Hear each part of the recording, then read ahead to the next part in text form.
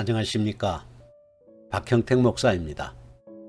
오늘은 이단들이 어떻게 사람들에게 미혹을 하는지 그 방법들을 한번 살펴보도록 하겠습니다. 이단이 무엇인지 알고 있는 사람이나 자기 신앙에 있어서 구원의 확신을 가지고 있는 사람들은 이단에게 잘 미혹되지 않습니다. 그러나 이단이 뭔지도 모르고 구원이 뭔지도 모르고 있는 사람들은 이단들에게 잘 미혹되는 것을 볼 수 있습니다. 오랫동안 교회에서 신앙생활을 해온 분들도 이단이 뭔지 잘 모르고 자신의 구원 문제에 대해서 확신이 없는 사람들은 자주 이단에 빠지는 것을 볼 수 있습니다. 교회 직분을 가졌던 분들도, 그리고 오랫동안 신앙생활을 해오신 분들도 이단에 빠져 마치 이제야 내가 구원받았다, 이제 내가 진리를 알게 되었다고 고백하는 사람들도 있습니다. 참으로 안타까운 일이지요. 목사님들의 자녀도 이단들에 빠지고 장로님들의 자녀도 이단들에 빠져 가정이 파탄되는 경우가 굉장히 많이 있습니다. 그 이유가 무엇일까요? 그것은 목회자의 자녀들이나 장로님들의 자녀들도 이단이 뭔지 잘 모르고 이단들이 어떻게 접근하는지, 그리고 자신의 신앙에 대해서 확신이 없는 경우에 이단에 빠지는 경우가 많이 있습니다. 따라서 교회에서는 성도들에게 항상 이단이 무엇인지, 그리고 이단들이 어떻게 접근을 하는 것인지 하는 것에 대해서 잘 알려주면 미혹되는 성도가 없을 것입니다. 그렇다면 이단들이 접근하여 미혹하는 방식은 여러 가지인데 다음과 같습니다. 모든 이단들이 거의 대동소이하지요. 첫째는 우연한 만남을 가장하는 방법을 사용합니다. 이단 포교자들은 항상 포교 대상자들을 물색하고 찾고 있기 때문에 어디서든지 합당한 대상자가 포착이 되면 우연히 만나는 것처럼 접근하고 관심거리에 대한 공통 분모를 만들어냅니다. 사람은 자기와 같은 동질성을 가진 사람을 만나면 쉽게 마음을 열고 받아들이는 경우가 많지요. 경계심을 풀게 되면 그때부터 작업에 들어갑니다. 둘째, 이단들이 접근하는 방식은 자존감을 이용하여 접근합니다. 열등의식을 가지고 있는 사람이나 자신의 삶에 있어서 자신감을 갖지 못하는 사람들은 대부분 자존감이 낮습니다. 그런데 이단들은 만났을 때 깜짝 놀라는 제스처를 취하면서 본래는 당신은 대단한 사람인데 기가 꽉 막혀 있다, 그리고 조상들의 저주가 있어서 그렇다, 그리고 지금 해결하지 못하는 문제가 꽉 끼어 있다, 이런 말을 하면서 자신들은 그 문제에 대해서 잘 알고 있기 때문에 그 문제만 해결되면 당신은 대단한 사람이 될 수 있다고 헛된 욕망과 희망을 심어주는 경우가 많이 있습니다. 이러한 방법은 신천지나 대순진리회 같은 이단들이 잘 써먹는 방법이기도 하지요. 다 거짓말입니다. 셋째, 심리적인 방법으로 접근을 하는 경우도 많이 있습니다. 대부분 착한 사람들이나 내성적인 사람들은 외로움을 많이 타고 혼자 마음의 고통을 담고 사는 경우가 많이 있습니다. 그래서 자기 얘기를 잘 들어주고 자기 마음을 알아주는 사람을 만나면 쉽게 마음을 열게 되지요.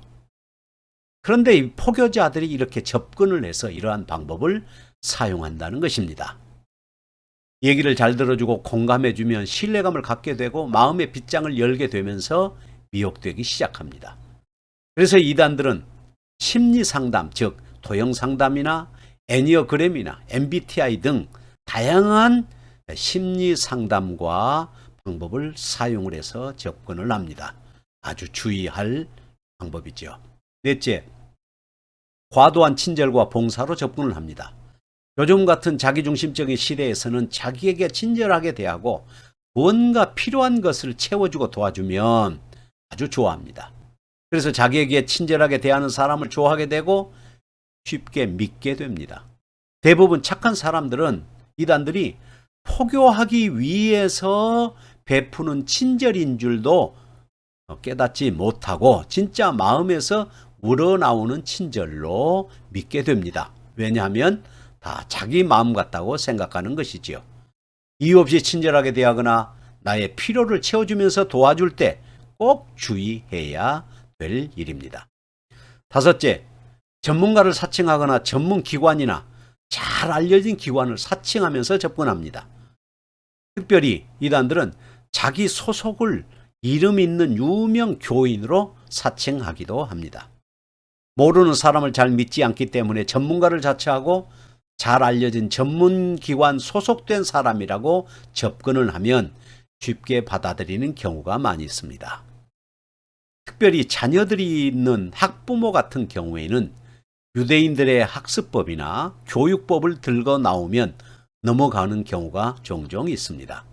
구원파나 신천지나 안상홍 증인회나 많은 이단들이 유명한 유대인의 학습법이나 교육법을 잘 이용한다는 것을 주의하셔야 합니다. 여섯째, 설문조사나 전문기관의 리서치라고 하면서 접근하고 협조를 부탁하는 경우가 많이 있습니다. 질문에 답하도록 하면서 주소와 전화번호를 적게 하는데 바로 접촉점을 찾기 위해서입니다. 이단들의 설문조사는 조사 자체에 관심이 있는 것이 아니라 연락처를 얻기 위한 수단일 뿐이지요. 이러한 설문조사 때문에 연락처가 노출되어서 이단들에게 넘어가는 경우가 상당히 많이 있습니다. 이렇게 다양한 방법으로 이단들은 접근해서 사람들을 미혹합니다. 우리 주변에는 얼마나 많은 이단들이 호시탐탐 노리고 있다는 사실을 항상 생각하면서 경계해야 될 것입니다. 이단들이 특별히 포교를 하다가도 그만두는 사람들의 종류가 있습니다. 6가지 종류가 있는데요. 첫 번째는 사랑에 깊이 빠져 있는 사람은 환경파라 그래서 쉽게 접근하지 않는다고 합니다.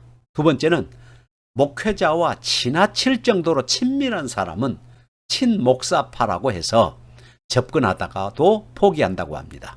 세 번째는 성경에 전혀 관심이 없는 사람은 무지파라고 해서 포기한다고 합니다. 넷째, 이단의 경계심이 너무 높은 사람도 경계파라고 해가지고 결국은 접근하다가도 안 되겠다고 물러선다고 합니다. 다섯 번째, 자기 신앙에 취해 있는 사람은 취한파라 그래가지고 포기한다고 합니다. 여섯 번째, 교회에 너무 많은 헌신을 한 사람은 헌신파라고 해서 저 사람은 도저히 불가능하다. 아무래도 교회에 나오기는 틀렸다 하면서 포기한다고 합니다.